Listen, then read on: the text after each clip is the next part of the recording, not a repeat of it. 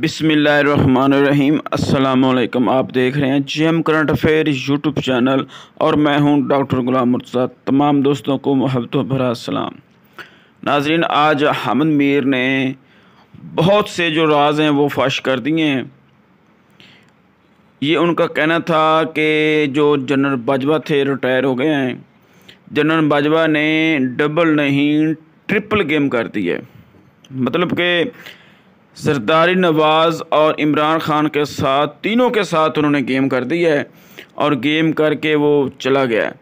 तो इन तीनों को अब समझ नहीं आई कि हमें तीनों के साथ जो है वो क्या गेम चल रही है।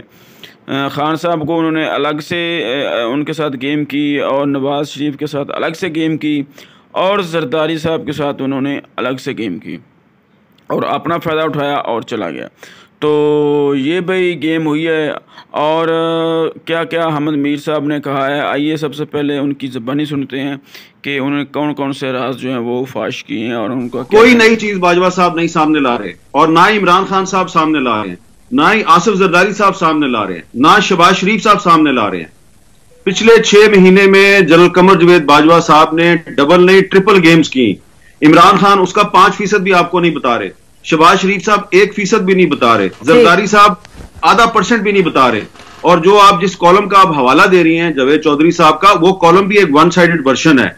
उसमें जो एक बात कही गई है जी कि जनरल बाजवा ने इमरान खान से एनआरओ दिलवाया आसिफ जरदारी साहब को और आसिफ जरदारी साहब के तमाम केसेस कराची जो है वो ट्रांसफर हो गए। ये बात बिल्कुल गलत है। एक भी केस आसिफ जरदारी का कराची ट्रांसफर नहीं हुआ, एक भी केस ट्रांसफर नहीं हुआ। बाजवा साहब ये क्यों नहीं बता रहे जावेद चौधरी साहब को कि पिछले साल उन्होंने मई के महीने में आसिफ जरदारी साहब को जनरल फैज के जरिए प्रेशराइज किया कि जिस तरह हमने नवाज शरीफ साहब को मेडिकल ग्राउंड्स पे पाकिस्तान से बाहर भेज दिया है, आप भी चले जाएं। इमरान खान साहब की जो हुकूमत है उसको नो कॉन्फिडेंस के जरिए हटाया गया। इससे पहले प्राइम मिनिस्टर या तो उससे इस्तीफा लिया जाता था या उसकी गवर्नमेंट को तोड़ दिया जाता था या उसको अदालत जो है वो नाअहल करार देती थी। तो इमरान खान साहब को ना तो किसी अदालत ने डिस्क्वालीफाई किया, ना उनको कहीं से किसी ने प्रेशराइज किया कि आप रिजाइन कर दें, बल्कि उनके खिलाफ नो कॉन्फिडेंस आई। तो ये एक नई चीज थी, बाकी तो सब चीजें पुरानी थी। और जो मीडिया पर पाबंदियां थी वो भी पुरानी थी, जो जुडिशरी के कंट्रोवर्शियल फैसले थे वो भी पुराने थे। तो मुझे तो ऐसा लग रहा था कि 50s में और फिर 90s में जो पाकिस्तान की पॉलिटिक्स में जो कुछ होता था वो उसकी रेपिटेशन थी 2022 में। अच्छा हामिद, ये बताइए कि इसमें 2 सवाल उठते हैं। एक तो ये कि इमरान खान साहब जो कहते रहे कि पहले तो कह रहे थे अमेरिका, उसके बाद हाल ही में हम सुन रहे हैं वो कह रहे हैं कि जी एक शख्स जिम्मेदार था मेरे जाने का, वो जनरल बाजवा का नाम लेते हैं बार बार। एक उस पर कुछ कहिएगा। दूसरा ये कि अच्छा, इस पर जवाब दें। फिर एक और सवाल है कि कितनी कोई नई चीज थी या नहीं, ये बताइए। देखिए नसीम जरा साहब, मैं अवॉइड कर रहा हूं आजकल, मैं थोड़ी सी कोशिश कर रहा हूं कि मैं कुछ चीजों पे बात ना करूं, तो आप मुझे बार बार आप बाजवा साहब की तरफ ले जाती हैं। अच्छा नहीं, मैं फिर छोड़ दें अगर आप नहीं बात करना चाहें। आप बाजवा साहब को मुझसे ज्यादा बेहतर जानती हैं और बाजवा साहब ने आपके सामने 2-3 दफा तो मेरे सामने बाजवा साहब ने ऐसी बातें की कि आपने उनको बाकायदा स्नब किया था। तो अब आप पे भी थोड़ी सी जिम्मेदारी आयद होती है कि आप भी कौम को बताएं कि बाजवा साहब के दिमाग में एक्चुअली था क्या।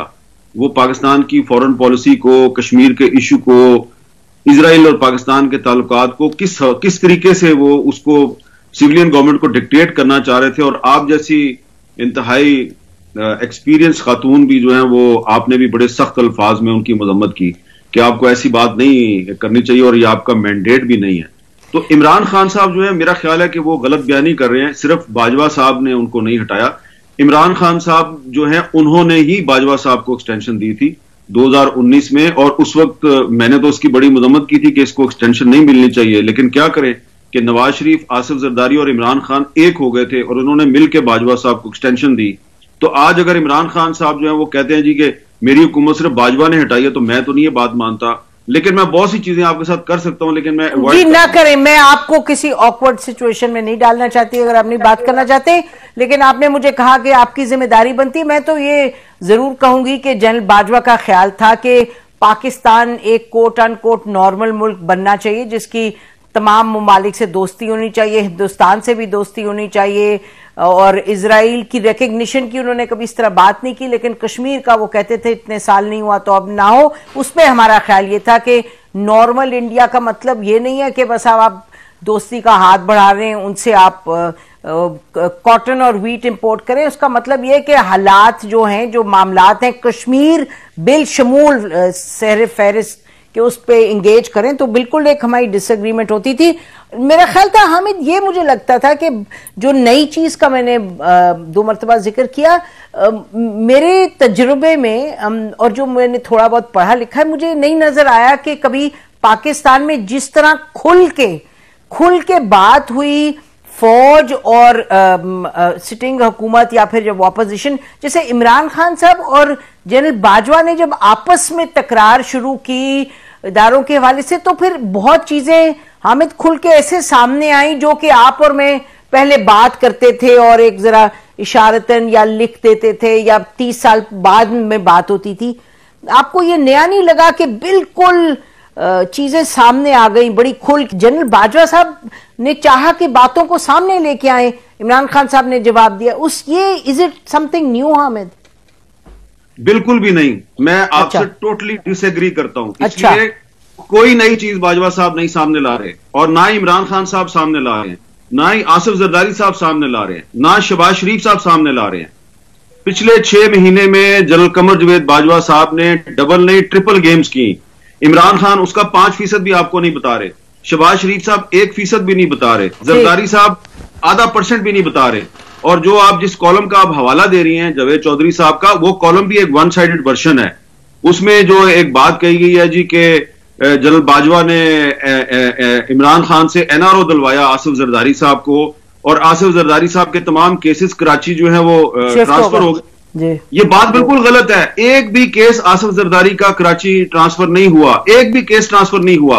बाजवा साहब ये क्यों नहीं बता रहे जावेद चौधरी साहब को कि पिछले साल उन्होंने मई के महीने में आसिफ जरदारी साहब को जनरल फैज के जरिए प्रेशराइज किया कि जिस तरह हमने नवाज शरीफ साहब को मेडिकल ग्राउंड्स पे पाकिस्तान से बाहर भेज दिया है, आप भी चले जाएं, और जरदारी साहब ने इनकार कर दिया। तो बाजवा साहब तो हेल्प आउट कर रहे थे इमरान खान को। इमरान खान का प्रेशर था कि इनको गिरफ्तार करो, तो बाजवा साहब गिरफ्तार करने की बजाय उनको पाकिस्तान से निकालते जा रहे थे। और बाजवा साहब ने यह क्यों नहीं बताया, बताएं ना नाम, उस अफसर का नाम बताएं कि जिसको इन्होंने इस साल यानी कि जो पिछला साल गुजर गया मार्च अप्रैल में, कौन से एक अफसर को वो BAP वालों के पास भेजते थे, बलोचिस्तान अवामी पार्टी के। इमरान खान का साथ नहीं छोड़ना। इमरान खान कहते हैं जी कि BAP को और MQM को कहा गया कि मेरा साथ छोड़ दो। बात बिल्कुल उलट है। बाजवा साहब पूरी पाकिस्तान आर्मी को, ISI को बाईपास करके प्राइवेट कॉन्ट्रैक्ट्स के जरिए प्रेशराइज कर रहे थे MQM को और BAP को कि इमरान खान का साथ नहीं छोड़ना। वो सिर्फ उन्होंने तुनका लगाया था एक, बाजवा साहब ने, वो चाह रहे थे इमरान खान को थोड़ा ब्लैकमेल करें। लेकिन इमरान खान साहब जो है वो, उनको सारी इन बातों का पता है, लेकिन वो भी गलत बयानी कर रहे हैं, बाजवा साहब भी गलत बयानी कर रहे हैं। लिहाजा मैं अब एक पूरी लंबी एक आपको दास्तान बना सकता हूं कि कहां कहां के बाजवा साहब और इमरान खान और आसिफ जरदारी और शहबाज शरीफ सच नहीं बोल रहे। लिहाजा ये जो एक इंप्रेशन क्रिएट किया गया ना कि बड़ी चीजें सामने आ गई, कोई चीजें सामने नहीं आई। और इमरान खान बताएं कौम को कि किसने उनको यह कहा कि इसराइल को तस्लीम करो, तब मानूंगा कि इमरान खान सच बोलता है।